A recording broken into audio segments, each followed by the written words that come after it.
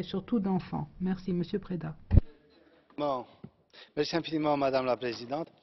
La première version du texte du rapport de Richard Howitt avait l'air d'avoir été rédigée pour faire plaisir à Téhéran. Et j'ai critiqué ce penchant pro-chiite qu'avait pris le groupe socialiste, le rapporteur socialiste. Et nous étions nombreux à penser que le rapport n'était pas suffisamment incisif, en particulier sur la question des droits de l'homme.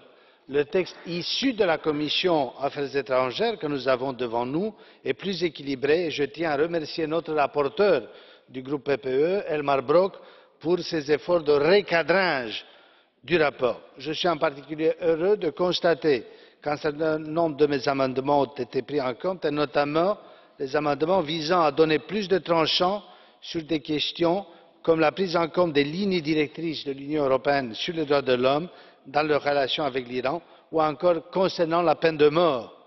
Cette peine de mort était vue dans la première version du rapport comme une simple question de différence entre nous et l'Iran. Or, on le sait, c'est une question de principe fondamentale pour l'Union. Il y a eu des améliorations.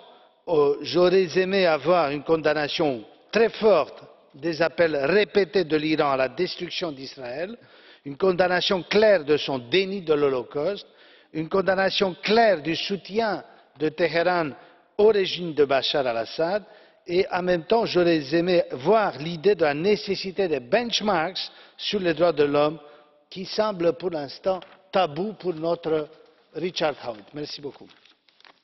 Madame Gomez. Com o Irão é decisivo, todos o esperamos para a segurança. Merci. L'accord nucléaire avec l'Iran est un pas en avant très important pour la sécurité. C'est le résultat de négociations historiques avec l'implication